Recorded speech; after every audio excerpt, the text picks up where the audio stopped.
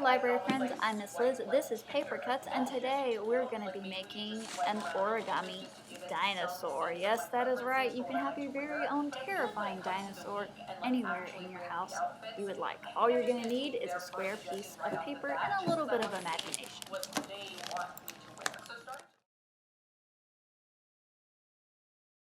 First thing we're going to do with our square piece of paper is fold it into a big triangle. We are going to make the same base we use when we do the paper crane.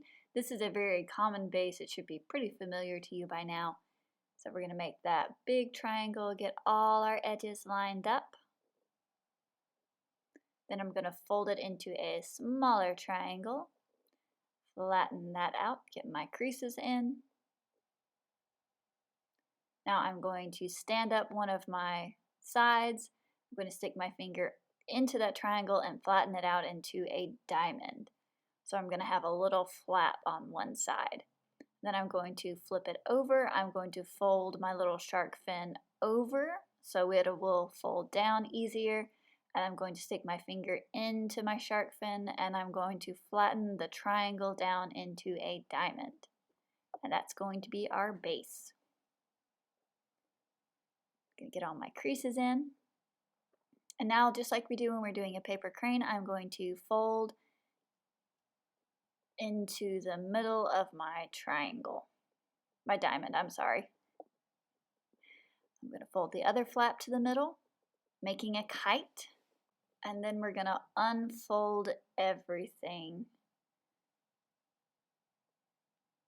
So we're going to take our corner, our bottom corner of that diamond, and we're going to fold it up. First, I'm going to fold down the top of the kite so we can get that diamond to open up better. So take the bottom of your diamond and we're going to fold it up. So our edges are going to fold in and I'm going to make sure it's folding along the proper creases.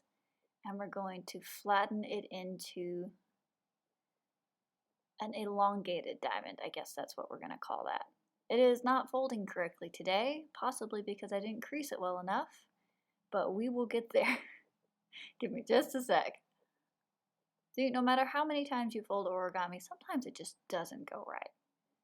Okay, now we have got that almost situated.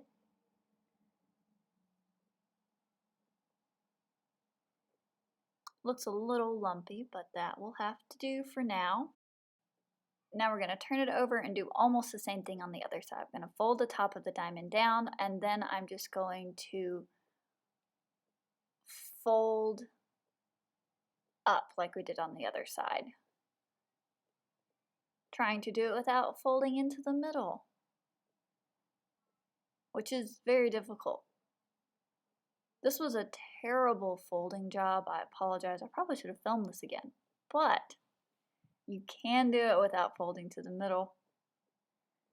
It's just a little more difficult. So now that we have our elongated diamond, we are going to fold it down back into the kite shape. And then I'm going to fold the top of the diamond halfway across. So I'm not going to crease it all the way, I'm just going to crease it to the middle. So that's the top. Now I'm going to fold the bottom half back. And the part we just folded is going to stick out like a little proboscis and we're going to have this little hat on top. So I'm going to flatten all of this out.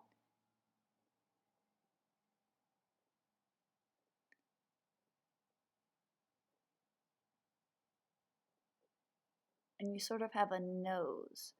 I'm going to fold that little nose up on one side. I'm going to fold it up on the other side. And then we're going to flip it around and fold it into a head.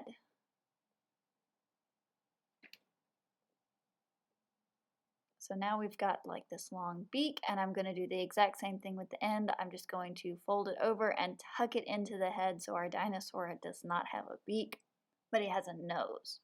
So this is going to be the head of your little dinosaur. And you can play around with that, make it as long or as short as you want. Now we're going to make the legs. See, we have got these 3 flaps sticking out the back, and the 2 on the outside are going to be our legs. So I'm going to fold one side down, and then I'm going to fold the other side down symmetrically, the exact same way, because I want his legs to match. So I'm going to fold them down, and then I'm going to fold them back and to the inside. So we're going to fold them to the inside, and we're going to fold them back. And then I'm going to do the other side at the same angle, or as close to the same angle as I can get. There we go. And now the last part is we are going to fold our little feet forward so he can kind of stand up. So now we've created a little foot, and you just do it on the other side, flip it over. You're going to fold that inner flap you've created forward. And there are your dinosaur's little feet. There is one more fold left to make. Our dinosaur has no arms. So we're going to take this little pointy thing and we're going to fold it down and tuck it into itself.